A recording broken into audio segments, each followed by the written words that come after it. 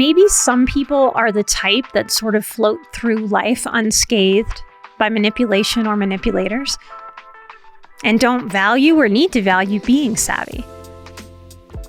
I don't think that gets to be everyone's path. We may be living through some different karmas, no matter what your belief system there. So much healing is cultivating an adult presence, the very adult presence we didn't have when we were young, that this inner child has searched for and yearned for and hurt for and craved and really truly needed as a guide. I am my guide. This is the gift available in maturing ourselves. When my inner child trusts that I am the guide and I am adulting, she can relax and my nervous system calms down. I can thrive instead of trying to live through some kind of perpetual hypervigilance and survival mode. Remember to find Emotional Badass wherever you get your podcasts, and make sure to hit that subscribe and follow button, y'all, to get more videos like this in your feed and never miss a thing. Hello, welcome to the show.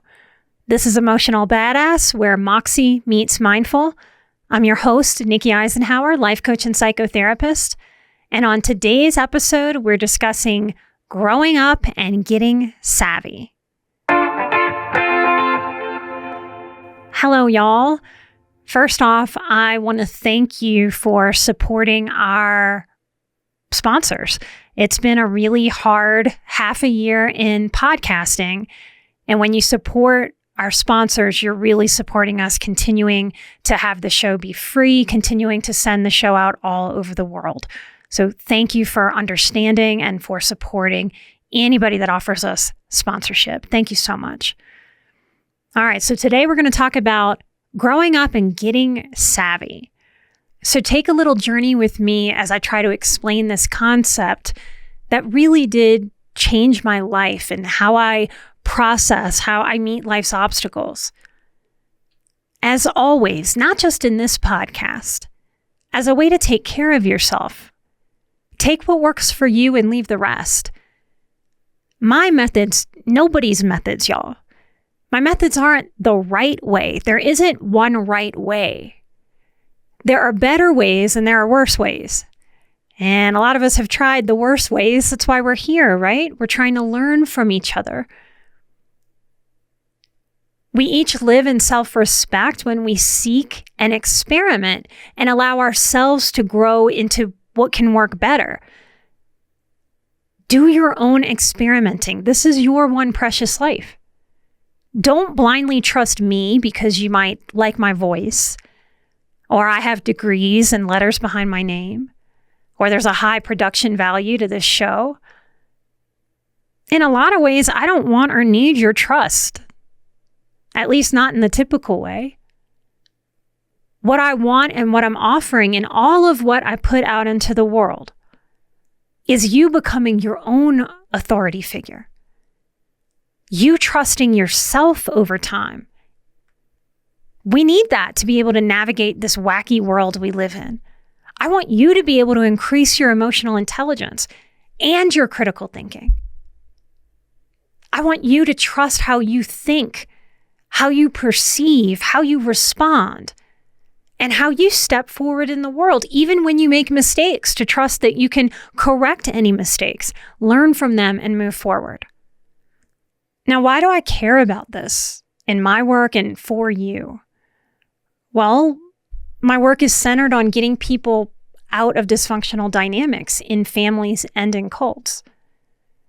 I care about this because our society is increasing in manipulation before our very eyes. It's a mission, I feel, to help people learn how you don't become and appear prey-like to human predators, master manipulators, cult leaders, and the emotional string pulling and emotional blackmail pushed by modern politics and media. An absolute that I can get behind is that in this information age, this modern age of digital manipulation, as we move into AI appearing indistinguishable to a human in video or audio, we must be aware and wise. We must increase our savviness and self-protection, and we must do this without triggering hypervigilance, without bringing isolation to our lives, without disgust and disdain for how humanity is developing, so we don't invite martyrdom about our one precious life. Remember that humans before us, and right now in certain places of the world, have lived or are living through wars, bombs being dropped, famine, persecution, hangings, public burnings. Women couldn't even have bank accounts in the US without daddy or a husband signing off till the 1980s. That's the decade I was born. Have perspective about your life that does not catastrophize, please. And this was a recent Patreon live stream Q&A episode. So if you are interested in the topic of not catastrophizing hardship when you look out into the world, come join and listen to that. It's archived and waiting for you. We must mature as a society and on the individual level if we are to navigate life with an appropriate savviness for these times. We can't be immature and savvy. Sorry, those things do not go together. Is there anyone out there listening who could or would make an argument against increasing savviness? Would anybody argue against raising savvy kids?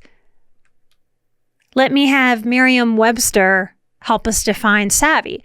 Merriam-Webster says, savvy is having or showing perception, comprehension, or shrewdness, especially in practical matters. Now, I will die on this hill, y'all. Emotional, big-hearted, loyal, generous, highly sensitive, recovering people need to be savvy. Can you see, feel, and sense how dangerous it is for a highly sensitive life to allow oneself to not be savvy? The criticism I could receive here, especially from law of attraction folks, is that I shouldn't think like that. I'm attracting manipulators to me with that fear. I wholeheartedly disagree. I'm not in fear. I'm in awareness as a realist.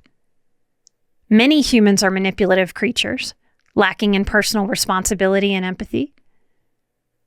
I'm willing to deal with that reality with the least amount of energy suck on my life as possible. Maybe some people are the type that sort of float through life unscathed by manipulation or manipulators and don't value or need to value being savvy. I don't think that gets to be everyone's path. We may be living through some different karmas, no matter what your belief system there. It hasn't been my experience. My nervous system needed me to be savvy so that it could calm down and trust me to navigate what's difficult in this life and adult for myself.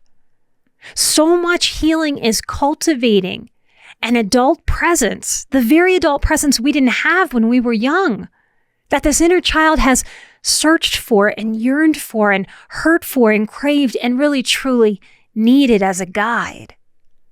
I am my guide. This is the gift available in maturing ourselves. When my inner child trusts that I am the guide and I am adulting, she can relax and my nervous system calms down. I can thrive instead of trying to live through some kind of perpetual hypervigilance and survival mode. I have given my inner child the adult she always needed, and in truth, the adult she was always worthy of receiving. This is what actually grows us up. It's a hard conversation to have because from this place of immaturity in our culture, we seem to hear this as an insult. Oh, so-and-so is immature. You're so immature. It makes it really hard to have a mature conversation about what maturity and immaturity actually is. What is it to mature ourselves? All of us have known people that we walked away from and went, my God, there was immaturity there. Or wow, that was an impressive amount of maturity for that situation. How do we get emotionally healthier if we don't emotionally mature ourselves? I find it to be a great gaping hole in the conversation of mental health. If I'm very honest and transparent, the problem there might be that in people in very high up positions in mental health, in hospitals and treatment centers, even the people that get together and do things like write the DSM, professors I've had,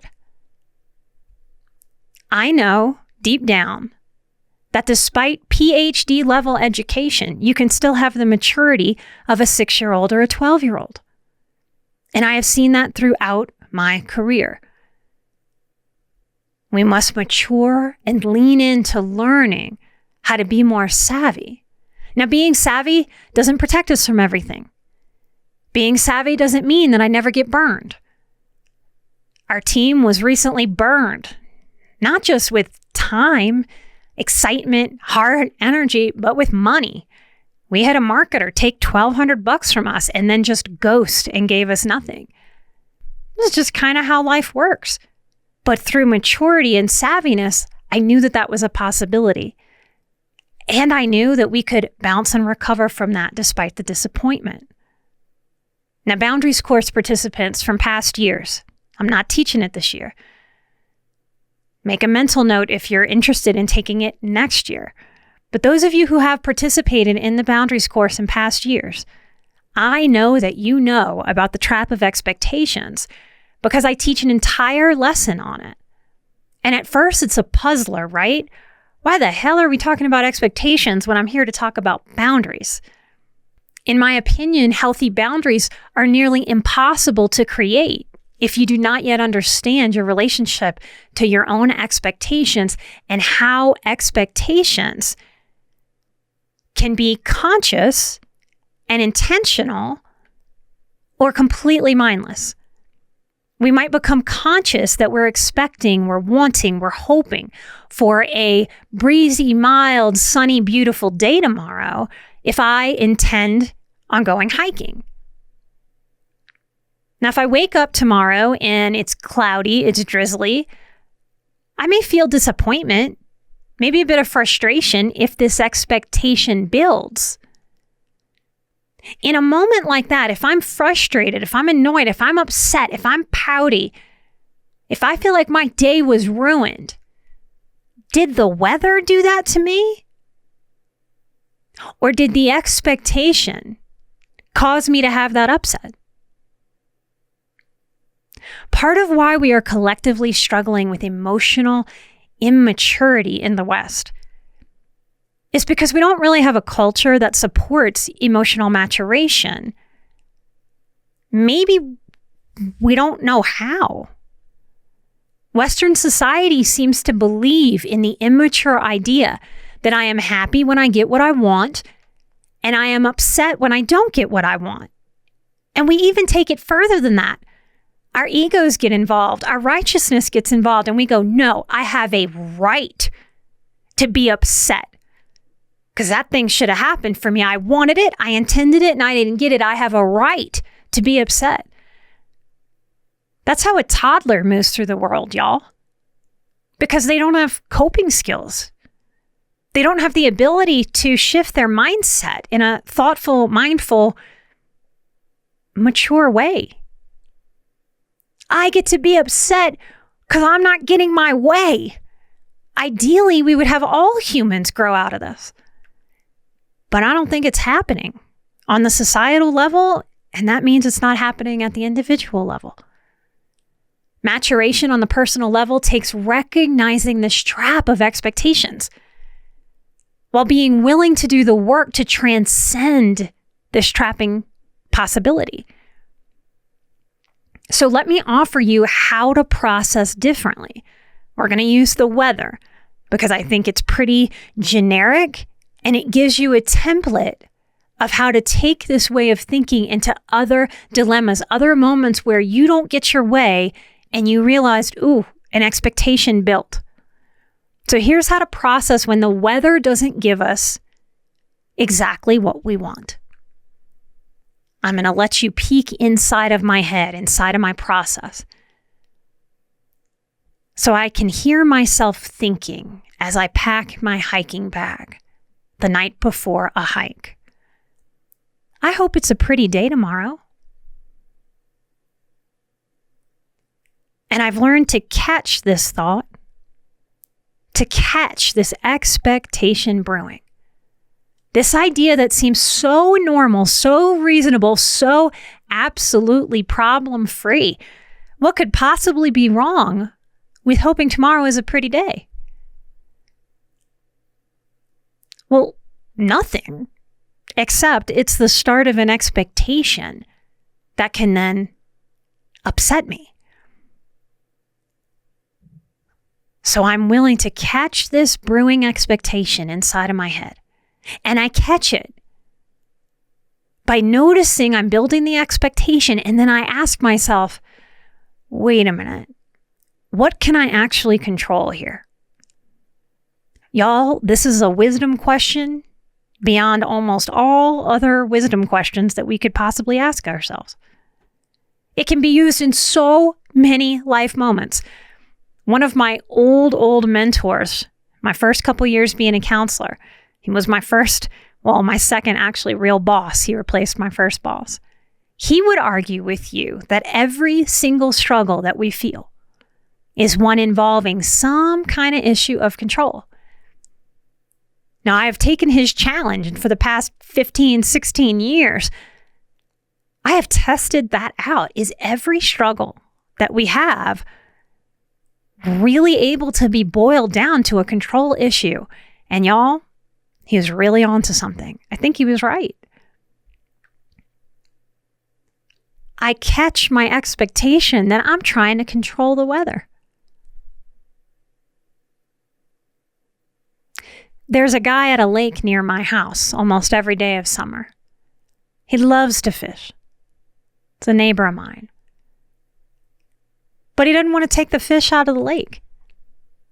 So he catches and he releases. Often I'm pulling into my neighborhood or leaving, and there he is fishing, and I know he's going to catch and release those fish. We can be like this fisherman. We can learn to catch our expectations and release them. These expectations really do brew inside of us. They don't happen in a flash. They brew like a pot of coffee. They grow like a sourdough starter kit. We want to catch these things before they get too big. They're harder to wrangle when they get big and giant. So I'm noticing inside of my head, and I'm catching this expectation forming. And I'm asking myself, what can I actually control? Answering this question and moving into self-action is maturation happening in real time. A child pouts and says, I just want it to be sunny though. An adult consciousness says, let me pack my rain gear and an extra layer for warmth and enjoy the day and not fight the rain. Of course I hope it's pretty, but I'm not going to let that ruin my day. This is me controlling what I can, instead of like a child trying to control what I don't even have one little bit of control over. That's not the only right reframe. Another option would be to negotiate with myself. Okay, if I wake up and the weather doesn't look good, I'll try again on Sunday. Or if it's rainy, I really don't want to go hiking. So I'll take that as an invitation from the universe to do some gardening instead, or to tend to my inside plants. Being willing to negotiate and pivot versus pout and stoke the fires of miserable, didn't get my way temper tantrumness is how we grow ourselves, y'all. And if we can't get straight with our expectations, it means in boundaries work, we're going to try to have boundaries and control what we don't have the right to control. Buddhist philosophy which, by the way, Buddhism is not a religion, but it often gets lumped in. It is a philosophy. It is a way to live. It teaches non-attachment. Now, they don't say detachment because they are raised with principles of non-attachment. Therefore, if I never attach, I don't need to detach. We as Westerners, not growing up with this as our childhood programming, most of us attach as our culture unfortunately promotes. So we get to learn how to detach and notice when we attach to an idea like, I want it to be a pretty day tomorrow. How does it feel to hear from me that you have this option? You get to learn to be more savvy about, frankly, not using attachment to manipulate yourself into being upset like a toddler not getting his or her way. To those of you who would tell me with shame, cast down eyes, embarrassment, a vibe of, Nikki, help me figure out what's wrong with me. Something is wrong with me because I don't really feel like an adult. I feel like I'm missing something, like I have imposter syndrome about being an adult and I'm 25 or I'm 35 or I'm 45. I've even heard it from people who are 55 and 65 and yes, 75. So age doesn't necessarily mature us the way maybe we've thought all of our life just because we haven't really thought about it. It matures our bodies if we get older. We don't really have a say in that. It just kind of happens because it's the natural evolution of a physical body. But to emotionally mature, we have to emotionally mature. So I hope this episode helps you make sense of what it is, how to mature. From this episode, I hope you take an awareness to look for your own expectations as they brew and learn to catch and release them. I'm not on top of every single expectation. I never could be.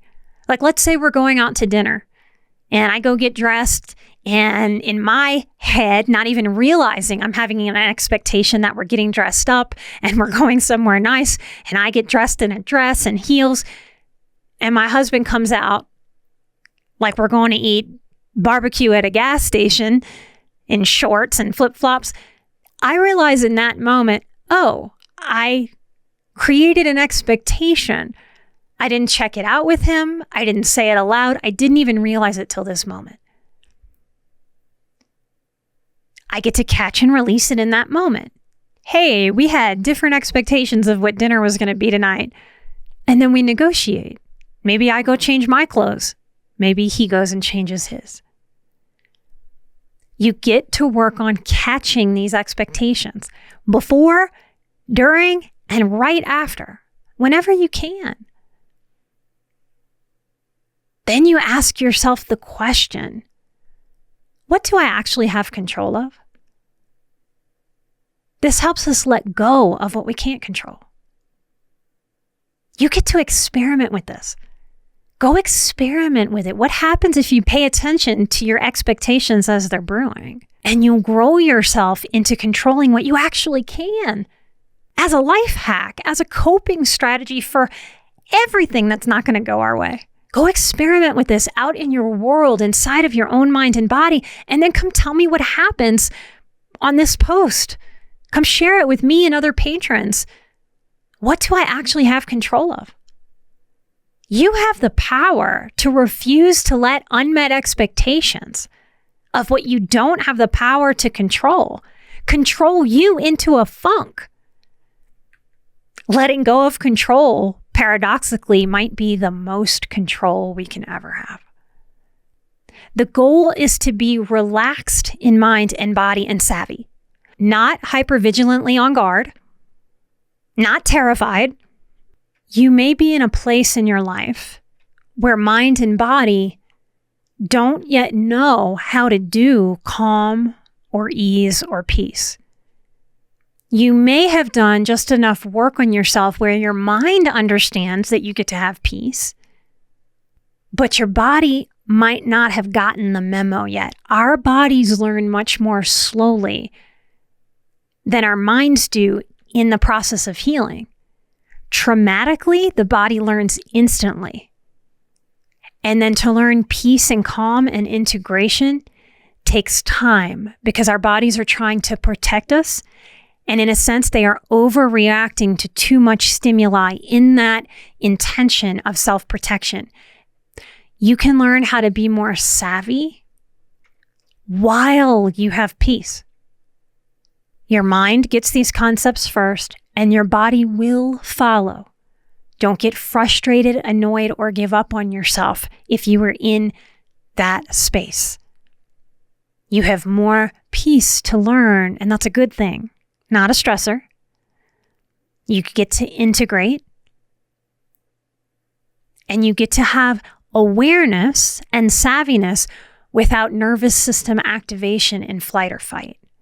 Come take my 30 Days to Peace course to partner the practice of peace with being more savvy. Now, I know it's summertime.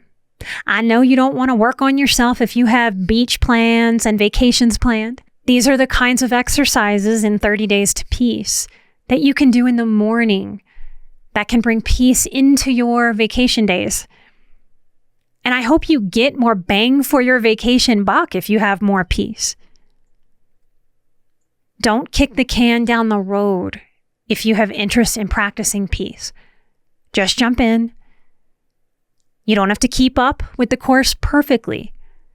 All of my work is for you to meet yourself where you are and practice what is uncommon, really, like the practice of peace. And what so many of you are also working on is letting go of needing to do things perfectly. Emotional Strength Training 30 Days to Peace. Sign up now. Use code BADASS to save 30%.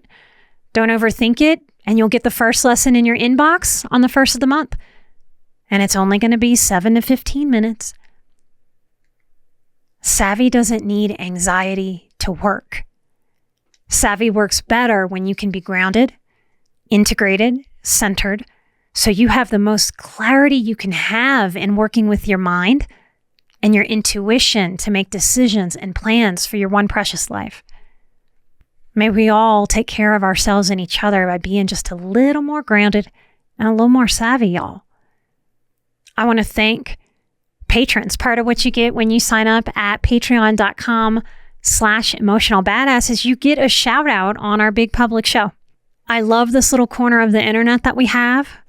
In the last few months, we've added commercial-free episodes. So every episode that you get on this feed is now also on the Patreon commercial-free with a bonus episode that you do not hear on this public feed.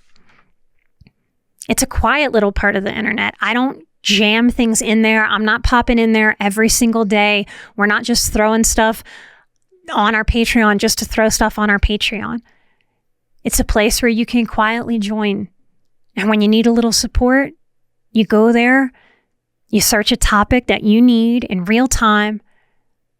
I love our little corner of the internet over there. So I want to thank Sam, Cecilia, Ginger, Deidre, Aubriana. I think this means The Risen. I like it. I want to thank Danielle for being a Patreon supporter of the show. Sasha, Michaela, Kelly, Patricia, Lisbeth, JB, Melissa, an emotional trailblazer. So you can hear when you come to our Patreon, you don't even have to use your real name. You are welcome as you are, wherever you are. I am an emotional badass. You are an emotional badass. And together, we are where Moxie meets mindful. Light and love. Take care of yourselves. And I'll see you right here next time for a brand new episode. Bye-bye.